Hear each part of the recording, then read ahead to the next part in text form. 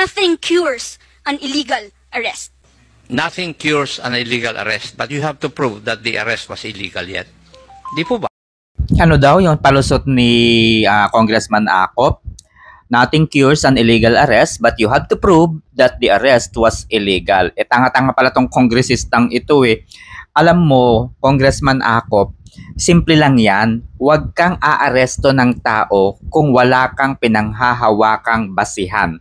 Para masabing legal yung pag-aresto mo, kinakailangan meron kang matibay na ebidensya. Merong probable cause. Dapat meron kang valid warrant of arrest.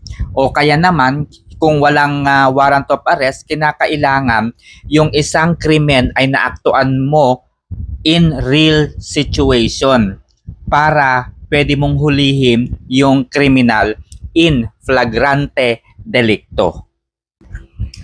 Hello everyone, this is Professor Vincent Torre Bongolan. Napanood niyo na po ba itong naganap sa Kongreso? At sinabi pa nga po ni Congressman Acop doon sa inimbitahang resource person na isang abogada. Sabi po ng abogada, nothing cures an illegal arrest. Ano po ibig sabihin? Wala pong makakagamot. Hindi pwedeng gawan ng paraan, hindi pwedeng maituwid, hindi pwedeng mapalusutan ang isang pagkakamali. Yun po ang ibig sabihin ng resource person. Nothing cures an illegal arrest. Ibig sabihin, ang pag-aresto na isinagawa ng hindi legal ay hindi kailanman maaaring magawan ng paraan para maging tama. Hindi po ito magagawan ng paraan para mapalusutan ang ginawang pag-aresto kapag mali po ang ginawang pag-aresto. So I hope na klaro po ang ibig sabihin ng sinabing yan ng resource person. Okay? So naintindihan ko, tama po ang resource person. Ito po ang hindi ko matanggap. Ang paliwanag ni Congressman Acop, huwag mo na kaming lecturean. Alam ko na yan nung nag-aaral daw siya ng law. Sabi niya, nothing cures an illegal arrest, but you have to prove that the arrest was illegal yet. Diyos ko po, hindi ko alam kung nag-aral ba itong si Acop or talagang sinasadya lamang niyang kunyari hindi niya naintindihan ang batas. Yan po ang sinasabi ko sa inyo. Kapag kumuha po kayo ng law, you have to memorize the preamble. We, the sovereign Filipino people, imploring the aid of Almighty God in order to build a just and humane society, blah, blah, blah, blah, blah, blah.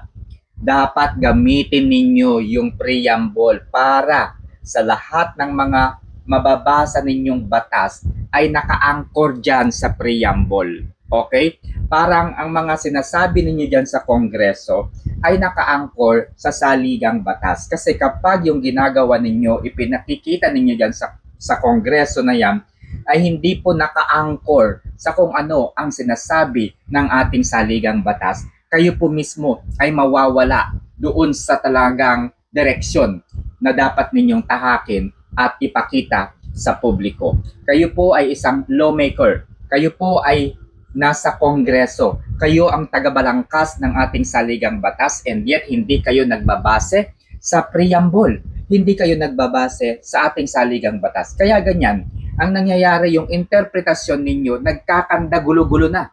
Yung interpretasyon ninyo ay namamali na. No? Napakadaling intindihin ng sinabi ng abogada na resource person. Nothing cures an illegal arrest. Ibig niyang sabihin, kapag mali ay mali. Hindi na ito pwedeng gawan ng paraan para maituwid at para mapalusutan na tama yung ginawang pag-aresto. Kaya, ang dapat ditong mangyari para hindi mangyari yung illegal arrest, lagi ninyong pagbabasehan kung ano ang nakatakda at nakasulat sa ating saligang batas. Yes, proving that an arrest was illegal is the key, no, to seeking remedies. Kailangan kasing mapatunayan yan. An arrest may be considered illegal kapag na-violate ang constitutional rights ng isang tao. Wala kayong probable cause para gawin yung pag-aresto or conducted without valid warrant of arrest. So nag-aresto ka pero wala kang arrest warrant o warrant of arrest. So ibig sabihin, doon pa lang illegal na. Dapat bago ka mag-aresto ng isang tao, meron kang panghahawakang dokumento. Meron kang papel na mula sa isang authorized na ahensya ng gobyerno para arestuhin yung isang tao, para maging legal yung pag-aresto. Ngayon, sinasabi mo, but you have to prove an arrest was illegal yet. Kailangan pang patunayan kung yung pag-aresto ay legal ba o illegal. My God, ginagamit lamang po yan, no? Yang warrantless arrest na yan in cases in flagrante delicto. Ibig sabihin po, kapag meron kayong nakita, no, for example, naglalakad ka sa kalye, meron kang nakitang isang mama sasaksakin yung biktima. Ikaw ay isang civilian. Ikaw ay isang pulis. Meron kang kakayahan para iligtas yung biktima na nakita mo sa aktong papatayin o sasaksakin ng suspect. Yan po nag-a-apply yung warrantless arrest. Hindi na kinakailangan pang manghingi o magkaroon pa ng warrant of arrest.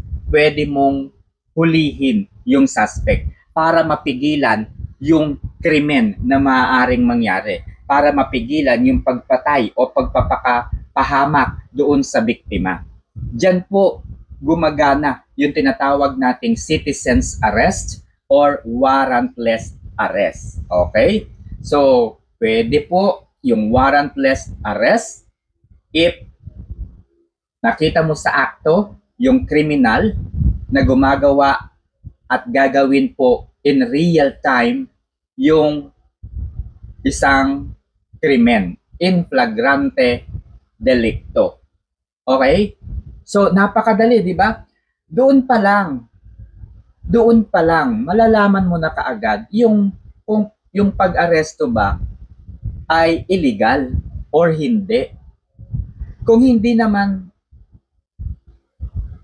inaadya ng panahon o pagkakataon, ibig sabihin wala kang nakikitang krimen na mangyayari in real time. Kailangan mo talaga ng dokumento. Kailangan mo ng warrant of arrest. So, yung sinasabi ng abogada, no, sana naintindihan po ng mga nanonood, no? Yung sinasabi po ng abogada, nothing cures an illegal arrest. Wala na pong makakagamot pa sa illegal na pag-aresto.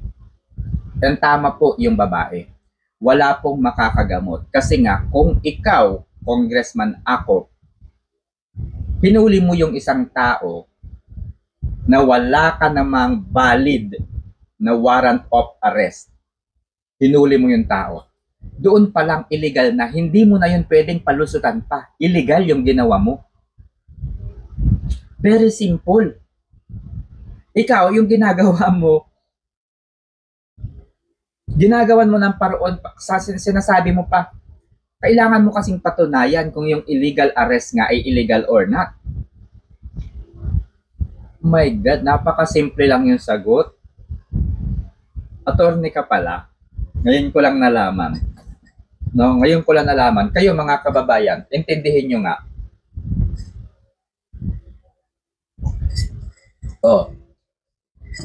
Kahit hindi po abogado, ang sinabi ng babae, ng attorney, na resource person, nothing cures an illegal arrest. Ano po ang pagkaintindi ninyo diyan? Nothing cures an illegal arrest. Walang makakagamot sa illegal na pag-aresto. Okay?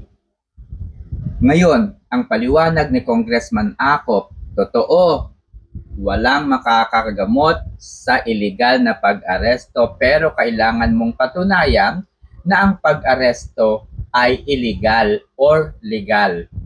Kaya pwedeng humuli ka muna ng humuli. Ganun ba yung gustong mangyari ni Congressman Acop? Mababiolate na yung constitutional rights ng isang tao. Kung basta-basta ka na lang huhuli ng huhuli, tapos saka mo na lang patutunayan kung yung pag-aresto mo ay illegal. Napakamali. Grabe. So, ibig sabihin, huli ka ng huli, tapos saka mo na lang sasabihin na illegal pala. Kaya pala, no? Subornation of perjury. No? Kinausap nyo na muna, no? Kinausap ni Dan Fernandez, Benny Abante, yung resource person na si Police Colonel Hector Grijaldo o Grijalde. Kinausap muna nila bago sumalang sa Congress. So, kinausap nyo na muna, saka nyo nalaman na mali pala yung ginawa nilang dalawa ng congressman na. I want to make it very clear po sa lahat ng mga estudyante ko, sa lahat ng law students, nothing cures an illegal arrest. Thank you, Mr. Chair. Narinig ko na rin po yan nung nag-aaral po ako ng law. Kaya wag nyo na po kaming lecturean dyan. Nothing cures an illegal arrest, but you have to prove that the arrest was illegal yet. Di po ba? Hindi mo kailangang patunayan sa huli kung ang pag-aresto ay illegal o hindi. Kasi nga, unang-una, huwag kang aaresto kung wala kang basihan. Huwag kang aaresto kung wala kang valid warrant of arrest. Okay? Ginagawa lamang kasi yung pag-aresto kapag meron kang naaktuhan na isang krimen in flagrante delicto. Ibig sabihin, pwede kang humuli ng isang tao kahit walang valid na warrant of arrest para matigilan o mapigilan yung isang kriminal na gawin yung kanyang masamang binabalak. Pwede mong hulihin yun. Kahit citizen, kahit ordinaryong citizen, private citizen, pwedeng manghuli. Okay? Pwedeng manghuli. Kung maaktuhan niya in real life situation, real time situation, na mayroong krimen na mangyayari, pwede niyang gawin yun. Okay? Kahit walang valid na warrant of arrest.